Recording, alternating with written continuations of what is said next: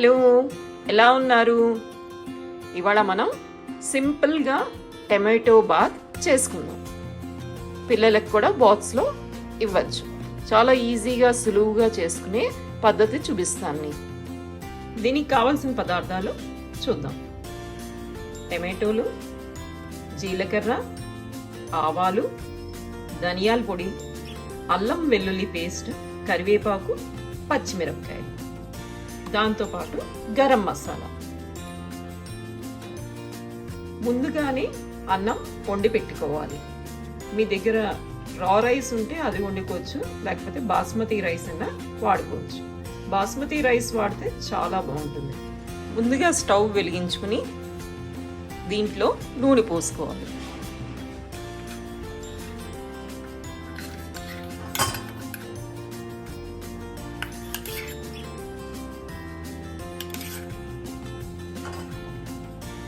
నూనె వేసుకుని నూనె కాగాక ఆవాలు, జీలకర్ర వేసుకోవాలి. నూనె కాగింది, ఆవాలు, కొద్దిగా జీలకర్ర,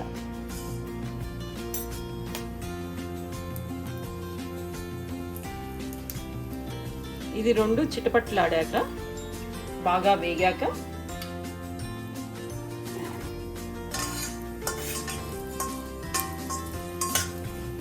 దీంట్లో మనం అల్లం వెల్లుల్లి పేస్ట్ వేసుకుందాం.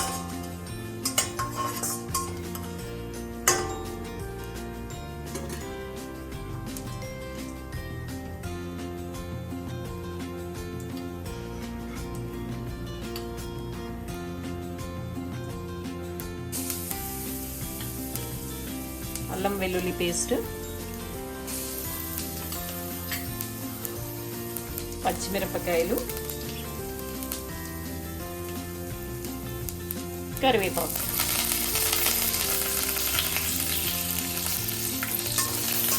ఇవన్నీ వేయించుకుందాం. ఇది వేగాయి, దీంట్లో మనం టమాటో ముక్కలు వేసుకుందాం.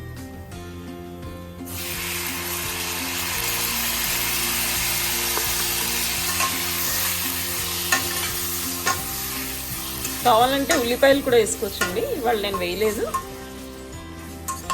ఉల్లిపాయలు కూడా వేసుకోవచ్చు. ఈ టమాటోలు బాగా వేగాలి, నీళ్లు ఎగిరేంత వరకు వేగాలి. ఇప్పుడు చూద్దాము టమాటో వేగిందో లేదో. ఆల్మోస్ట్ వేగింది. ఇప్పుడు మనం ధనియాల పొడి, 1 స్పూన్ ధనియాల పొడి, 1 స్పూన్ గరం మసాలా,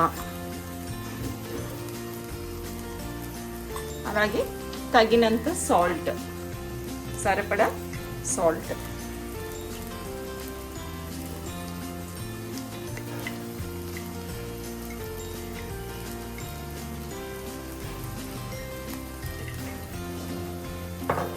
అలాగే ఎండు కారం, మీ తగినంత ఎండు కారం. ఇవన్నీ వేసుకుని ఒకసారి కలుపుకుందాము. కలుపుకుని మళ్ళీ మూత పెట్టుకుందాం.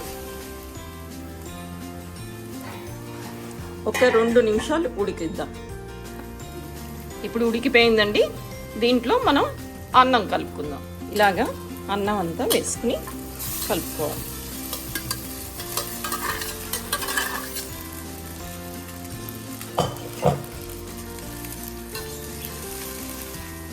స్టవ్ కట్టేసి కలుపుకుందామండి. Tomato bath ready.